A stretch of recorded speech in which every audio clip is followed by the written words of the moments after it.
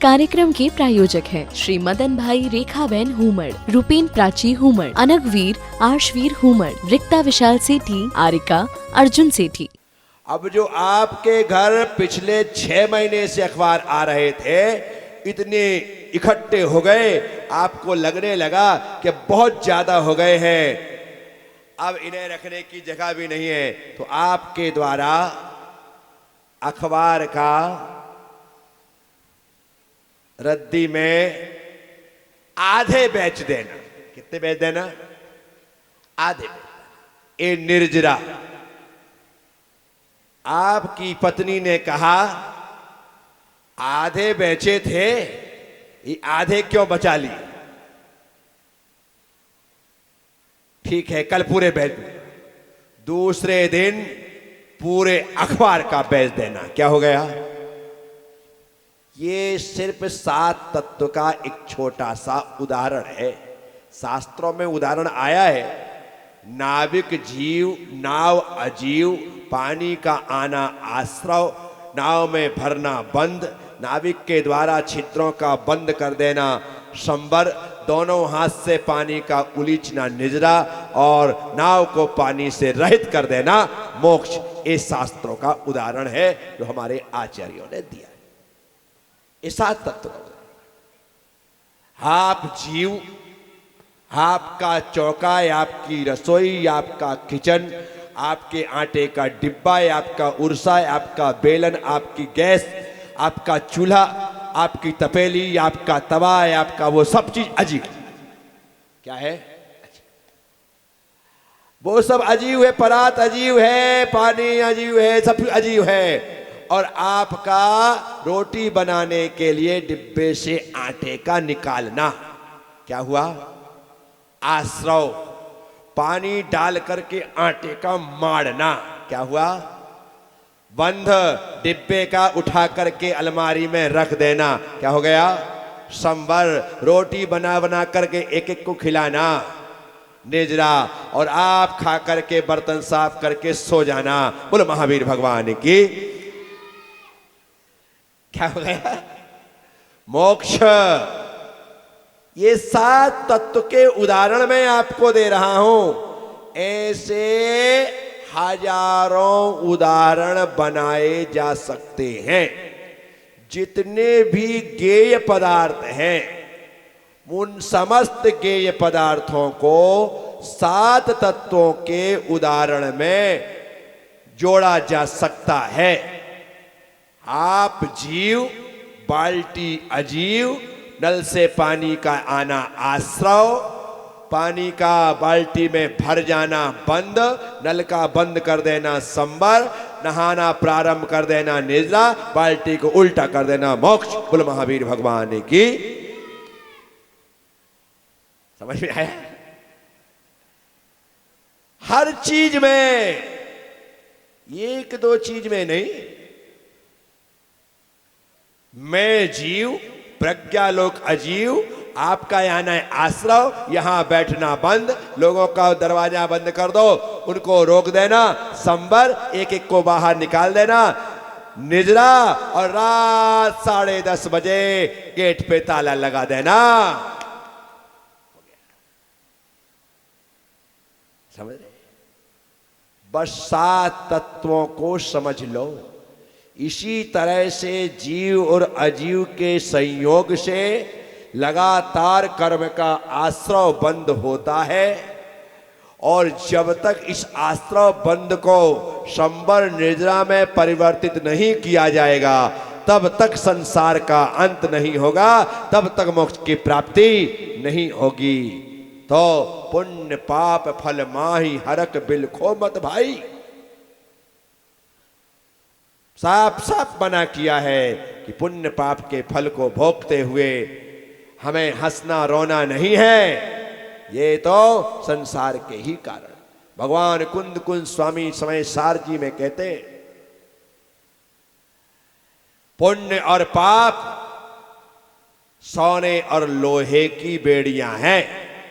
सोने और लोहे की, जैसे लोहे की बेड़ियां बांध के रखती हैं, वैसे ही सोने की बेड़ियां भी बांध करके रखती है। लेकिन फर्क है, सोने की बेड़ी से अपराधी को बांधा जाता है, सोने की बेड़ी से अपराधी को बांधा जाता है, सोने की साकलों से पशुओं को बांधा जाता है, लोहे की साकलों से पशुओं को बांधा जाता है, और सोने की चेन तो आप पहनते हैं। कौन पहनता है? दोनों को समान कहा गया है, फिर भी दोनों में डिफरेंस है। दोनों में लोहे की आप अपनी पत्नी के लिए शानदार किलो भर की चेन बना करके ला करके दो विनय, ऐसी विनय होगी तुम्हारी कि पूछो मत। क्या कहेगी धर्मपत्नी, तुमने आखिर मुझे समझ क्या रखा है? और सोने की 1 ग्राम की 2 ग्राम की भी ला करके दो तो कहेगी आप कितने अच्छे हैं, जब देखो तब कोई ना कोई गिफ्ट ला करके दे ही देते हैं। 1 ग्राम 2 ग्राम में खुश हो जाए सोना हो तो, और लोहे की आप समझ रहे हो ना? तो लोहे की जो बेड़ियां हैं वो पाप की बेड़ियां हैं, और सोने की जो बेड़ियां हैं वो पुण्य की बेड़ियां हैं। भगवान कुंद कुंद स्वामी यदि दोनों को समान कह रहे हैं तो हमारे तुम्हारे लिए नहीं, जो साधु शुक्ल ध्यान में खोया है उस साधु से कहते हैं तेरे लिए जैसे पाप हेय है वैसे ही तेरे लिए पुण्य भी है। अब पुण्य में मत उलझना, क्योंकि दोनों संसार में कारण है, संसार में रुकने वाली है, भगवान ने कहा। साथियों, मैं आप सब 7 तत्व और 9 पदार्थ, इन्हें जैसे हम समझ रहे, भगवान कुंद कुंद स्वामी ने समय सार जी में अलग से ही पुण्य पाप अधिकार लिखा है। कर्ता कर्माधिकार आदि सब तो उन्होंने लिखे ही, जीवाधिकार भी उन्होंने लिखा, लेकिन स्पेशल रूप से उन्होंने पुण्य पापाधिकार करके एक अलग ही अध्याय दिया। निद्राधिकार भी है, सब अधिकार उसके अंतर्गत है, लेकिन पुण्य पाप की विशेष व्याख्या भगवान ने।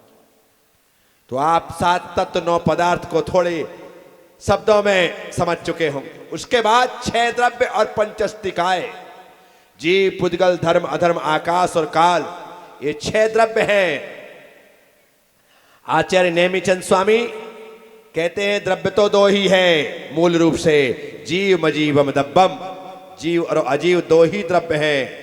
लेकिन भगवान ने फिर आगे कहा कि अजीव द्रव्य के 5 भेद हैं। अजीव धर्माधर्माकाश पुद्गला, कहते हैं आचार्य भगवान कहते हैं धर्म अधर्म आकाश काल और पुद्गल, ये अजीव द्रव्य के 5 भेद हैं। पुद्गल धर्म अधर्म आकाश और काल, ये 5 द्रव्य अजीव हैं। अब ये जो 5 द्रव्य अजीव हैं, इसमें पुद्गल भी अजीव है और जो 4 द्रव्य वो भी अजीव हैं। लेकिन फिर भी जो पुद्गल है उसे स्पेशल रूप से पुद्गल कहा गया है। क्या कहा गया है? क्योंकि वह मूर्तिक है, बाकी जो द्रव्य हैं वो अमूर्तिक है। कैसी है? अर्थात जो मूर्तिक का मतलब होता है जो हमें आंखों से दिखाई दे, आंखों से, जो कानों से सुनाई दे, जो नाक से सूंघने में आए, जो जिह्वा से चखने में आए, शरीर से स्पर्श करने में आए। तो जो स्पर्श रस गंध वर्ण इन 4 गुणों से युक्त होता है वह पुद्गल होता है, और जो इन 4 गुणों से रहित होता है वह अजीव होता है, अमूर्ति। तो धर्म द्रव्य, अधर्म द्रव्य, आकाश द्रव्य और काल द्रव्य, ये 4 अजीव द्रव्य हैं। यहां पर एक विशेष बात, 6 द्रव्यों में 6 द्रव्य, काल द्रव्य जो है वह एक प्रदेशी होने के कारण से अस्तिकाय नहीं है। बाकी 5 द्रव्य असंख्यात प्रदेशी, संख्यात प्रदेशी, अनंत प्रदेशी होने की वजह से वह अस्तिकाय है, लेकिन काल द्रव्य अस्तिकाय नहीं है। वह आकाश के एक एक प्रदेश में एक एक कालाणु के रूप में स्थित है। जैसे रत्नों का एक ढेर लगाओ, क्या लगाओ? तो रत्नों का जो ढेर होगा, रत्न कभी भी आपस में एक दूसरे से चिपकते नहीं है, वे अलग अलग ही होते हैं। लेकिन बालू का शक्कर का ढेर लगाओ, थोड़ी सी सीलन होती है, थोड़ी सी मिट्टी मिलती है, बालू के लौंदे बन जाते हैं, शक्कर के डिल्ले बन जाते हैं, वो चिपक जाते हैं। लेकिन रत्नों के ऐसे ढेर नहीं। इसलिए जैसे रत्न अलग अलग होते हैं, वैसे ही कालाणु भी एक एक प्रदेश में स्थित होते हैं, ऐसा आचार्य कहते। तो यहां पर 5 द्रव्य अस्तिकाय हैं और एक द्रव्य जो है वह अस्तिकाय नहीं है। कौन सी? काल।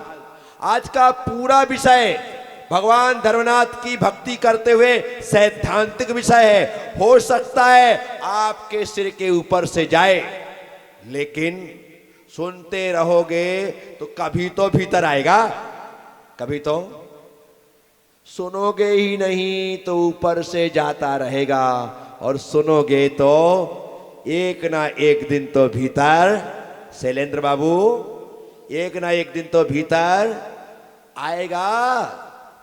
सुनना जरूरी है। भगवान ने जो वस्तु तत्व का निरूपण किया है, उसे पहली बार जब हम सुनेंगे तो हमारी समझ के बाहर होगा। दूसरी बार सुनेंगे तो ये आए समझ में आएगा कि हमने पहले सुना था, पहले सुना था। तीसरी बार सुनेंगे तो हां, ये शब्द मुझे याद भी है, महाराज श्री ने बताया था। चौथी बार सुनेंगे तो हाँ, महाराज श्री ने कहा था जिसमें चेतना गुण है वो जीव है, ये याद है। 5वीं बार सुनेंगे तो आप सभी द्रव्यों की डेफिनेशन भी बता सकते हैं। बार बार पढ़ना पड़ता है, बार बार सुनना पड़ता है, तब जाकर के वस्तु तत्व समझ में आता है, अन्यथा थोड़ी आता है। आप सोचो कि पहली बार सुने और पहली बार में ही सब कुछ समझ में आ जाए, तो ये सिद्धांत है। सिद्धांत को बार बार पढ़ना और बार बार सुनना पड़ता है। आपने स्कूल में पढ़ा, चाहे हिंदी लिटरेचर हो, चाहे इंग्लिश लिटरेचर हो, साइंस हो या मैथ्स हो, फिजिक्स हो या केमिस्ट्री हो, हिस्ट्री हो या सोशल साइंस हो, आप कुछ भी पढ़ें, उसे एक बार पढ़ करके हम हिंदी भाषियों को हिंदी लिटरेचर भी समझ नहीं आता। एक बार पढ़ के उसे भी हमें बार बार पढ़ना पड़ता है, उसके क्वेश्चन को भी सॉल्व करना पड़ता है, उसका भी होमवर्क मिलता है। गजब हो गया आपको, ये तो मेरी मातृभाषा है, इसको क्या पढ़ना, ये तो मैं थ्रू आउट बोल लेता हूं, मेरा तो उसी से काम चलता है, उसी से व्यवहार चलता है, फिर अलग से स्कूल में हिंदी को पढ़ा रहे हैं। हिंदी का पढ़ना, हिंदी का बोलना और हिंदी का पढ़ना दोनों में डिफरेंस है। क्योंकि जो तुम बोलते हो उसमें व्याकरण का उपयोग नहीं होता, वो तुम अपनी बोलचाल की भाषा में कुछ भी बोल सकते हो। तुम जो बोल रहे हो सुनने वाला समझ भी रहा है, लेकिन जब व्याकरण उपयोग में आता है तो बराबर तरीके से ये कौन से वचन का है, कौन से लिंग का है, आदि आदि सारी बातें उसके अंतर्गत आती। इसलिए हिंदी प्रदेश वालों को हिंदी पढ़ाई जाती है, गुजरातियों को गुजराती पढ़ाई जाती है, महाराष्ट्रियों को मराठी पढ़ाई जाती है, कर्नाटक वालों को कन्नड़ पढ़ाई जाती है, आंध्र वालों को तेलुगु पढ़ाई जाती है, तमिल वालों को तमिल पढ़ाई जाती है। हुआ क्या? मातृभाषा होने के बाद भी पढ़ाया जा रहा है। तो विचार करना, आप सब लोग इस वस्तु को, इस तत्व को बार बार सुनोगे, पढ़ोगे, तब जाकर के समझ में हमें मातृभाषा पढ़नी पड़ रही है। तो ये तो भगवान की भाषा है, इसे तो कई बार पढ़ना पड़ेगा, तब समझ में आएगा। रहस्यपूर्ण भाषा होती भगवान की। हमारे यहां पर एक ग्रंथ है, श्री भूबलय। कौन सा ग्रंथ है? बोलो, सब बोलो। श्री भूबलय जी, बोलो, जोर से बोलो। एक ऐसा ग्रंथ है जिसमें सिर्फ अंक ही अंक लिखे। एक पेज में एक चार्ट बना है और चार्ट में 0, 1, 2, 0, फिर ऐसे अंक ही अंक बने हुए हैं। और उन अंकों को मिला करके जब पढ़ते हैं तो पता लगता है एक पेज में तत्वार सूत जी के पूरे 10 अध्याय हुए। अद्भुत ग्रंथ है। हम तुम उसको तो पढ़ ही नहीं सकते। अभी उस पर इतना शोध चल रहा है कि लोग सोचते हैं कि बाप रे बाप, ये ऐसा अद्भुत कैसा ग्रंथ बना दिया गया है। सिर्फ अंकों के माध्यम से चार्ट बनाया और हमारे आचार्यों ने पूरा का पूरा एक एक पेज में सारे ग्रंथ लिख दिए। एक पेज में पूरा भक्तांबर आ गया, एक उसमें सारा तत्व सब कुछ आ गया, उसके अंदर गया। श्री भूबलय जी, बोलो बोलो। तो ऐसा है। तो भगवान की वाणी बड़ी रहस्यपूर्ण है। भगवान की वाणी हम सोचें कि हमें ऐसी समझ में आ जाए तो इतना इजी नहीं है। तो आज यहां पर 7 तत्व, 9 पदार्थ, 6 द्रव्य और 5 अस्तिकाएं आपको जीव द्रव्य, जीव तत्व, जीव पदार्थ और जीव अस्तिकाएं। इस कार्यक्रम के प्रायोजक हैं श्री मदन भाई रेखाबेन हुमड़, रूपेन प्राची हुमड़, अनगवीर आर्शवीर हुमड़, रिक्ता विशाल सेठी, आरिका अर्जुन सेठी।